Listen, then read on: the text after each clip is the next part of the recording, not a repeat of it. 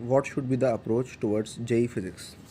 तो देखो जहाँ तक बात है अप्रोच की, तो पहले हम देखते हैं फिज़िक्स के अंदर क्या क्या कॉन्स्टिट्यूएंट्स होते हैं, है ना। फिर हम देखेंगे कि हर किसी पे कैसे हमें अप्रोच करना है।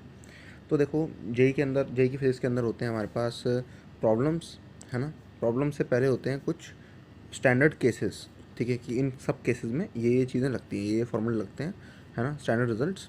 और उससे पहले होती है थ्योरी, है ना।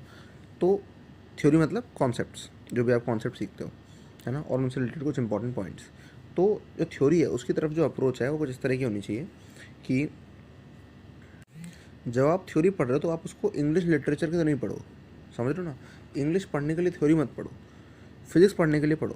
तो ज़्यादातर लोग क्या करते हैं, फिजिक्स की बुक उठाते हैं और रीडिंग करने लगते हैं, reading word to word reading कर रहे हैं, बट इस रीडिंग का कोई कॉन्सिक्वेंस नहीं होगा अगर आप बिल्कुल ऐसी रीडिंग करोगे, उसके अंदर फिजिक्स नहीं आएगी। तो जब आप रीड कर रहे हो तो या तो आपका विजुलाइजेशन अगर इतना अच्छा है कि आप रीड करते करते ही बढ़िया बढ़िया चीज़ें सब कुछ क्लियरली विजुलाइज कर पा रहे हो तो अलग बात है। लेकिन अगर नहीं कर पा रहे हो तो फिर आपको पेन पेपर लेके बैठना पड़ेगा, है ना। बिना पेन पेपर के जेई की फिजिक्स तो नहीं होगी, ठीक है। कोई और फिजिक्स भले हो जाए लेकिन जेई की फिजिक्स तो बिना पेन पेपर के नहीं होगी, ठीक है। सिर्फ आप टेक्स्ट बुक में रीडिंग करते जाओगे तो जेई की फिजिक्स नहीं होगी। आपने कुछ रीड किया, आपने आधा पेज रीड कर लिया, एक पेज रीड कर लिया, अब आप क्या करोगे, अब आप पेन चलाओगे।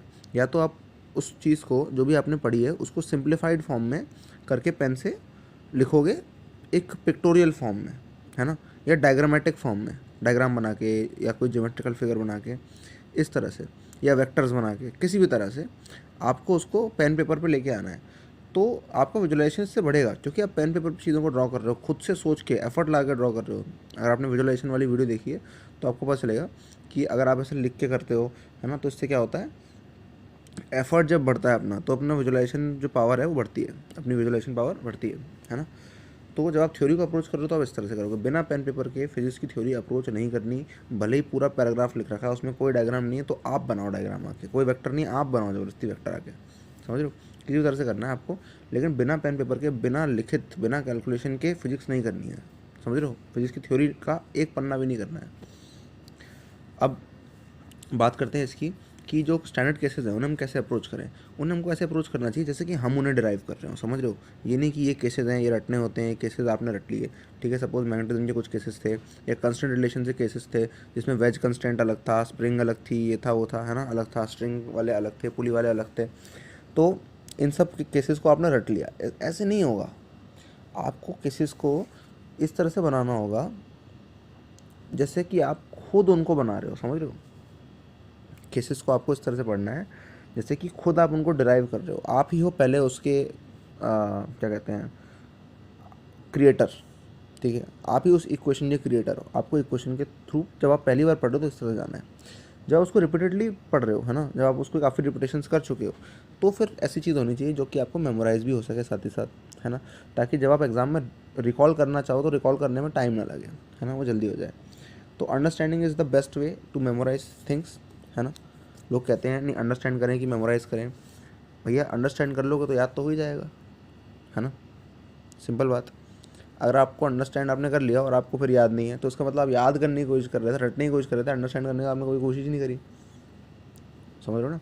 अच्छा, अब जहाँ तक बात है प्रॉब्लम्स की, प्रॉब्लम्स को कैसे अप्रोच करें। सबसे पहले ही आपको क्या करना है, सबसे पहले ये सोचना है कि क्या आपको जो क्वेश्चन है वो समझ में आया, क्या आप उस क्वेश्चन को अपने मन में ड्रॉ कर पा रहे हो, या कॉपी पे, एटलीस्ट कॉपी पे क्या आप उसको ड्रॉ कर पा रहे हो। अगर आप केस को ड्रॉ नहीं कर पा रहे पूरे तो फिर आगे आप सवाल कैसे करोगे मुझे नहीं पता। मुझे नहीं पता कि बिना फ्री बॉडी डायग्राम बनाए आप एनएलएम कैसे कर लोगे। अगर आपको फ्री बॉडी डायग्राम बनाना आता ही नहीं है तो एनएलएम तो नहीं होगा, समझ रहे हो। अगर आपको वेक्टर्स नहीं पता, वेक्टर्स आप ड्रॉ नहीं कर पाते तो काइनेमेटिक्स नहीं हो पाएगा आपसे, या इनफैक्ट फॉर दैट मैटर कोई भी फिजिक्स का चैप्टर नहीं हो पाएगा इस तरह से, किसी भी चैप्टर के क्वेश्चन नहीं हो पाएंगे इस तरह से, तो समझ रहे हो। तो यहाँ पे सबसे इंपॉर्टेंट ये है, अप्रोच अपनी होनी चाहिए कि अपन पहले केस ड्रॉ करें, ठीक है, पूरा सिनेरियो, पिक्चर पूरी ड्रॉ करें कि भैया मूवी क्या चल रही है, पिक्चर क्या चल रही है, ठीक है। हमने पहले पूरा सीन ड्रॉ कर लिया अपने मन में या कॉपी पे, उसके बाद हम उसके बाद हम दबाएंगे प्ले बटन। प्ले बटन से क्या होगा, चीज़ें ज़िंदा हो जाएंगी, ठीक है। ब्लॉक्स मूव कर रहे हैं तो मूव करने लगेंगे, अपने मन में वो चीज़ें मूव करने लगनी चाहिए, समझ रहे हो। तो इस तरीके जब आप अप्रोच रखोगे प्रॉब्लम सॉल्विंग के अंदर, फिजिक्स के अंदर, तो आपके लिए क्वेश्चन विजुलाइज करना जब आसान हो जाएगा तो आपके लिए सॉल्व करना भी उसको आसान हो जाएगा, समझ रहे हो। कैलकुलेशन की प्रैक्टिस भी बहुत ज़रूरी है ना। लेकिन अगर आप एक बार उसको देख लेते हो कि कोई चीज़ कहाँ जा रही है, डायरेक्शन क्या है, मैग्नीट्यूड क्या है, ये सब चीज़ें अगर आप इंश्योर कर लेते हो तो फिर कैलकुलेशन तो हो जाएगी, है ना। तो आपकी मैथ स्किल तो होंगी इतनी कि कैलकुलेशन फिजिक्स की हो जाए, समझ रहे हो। तो ये अप्रोच है भाई, थ्योरी के लिए अलग अप्रोच, केसेस के लिए अलग अप्रोच, और क्वेश्चंस करने के लिए अलग अप्रोच, है ना। इनकी हम डिटेल में भी जा सकते हैं, बट मैंने आपको सबको ओवरव्यू दे दिया, ठीक है। कमेंट करना मत भूलना ये तीनों चीज़ों के बारे इन तीनों चीज़ों के बारे में, है ना, अपने भाषा में। Alright, all the best.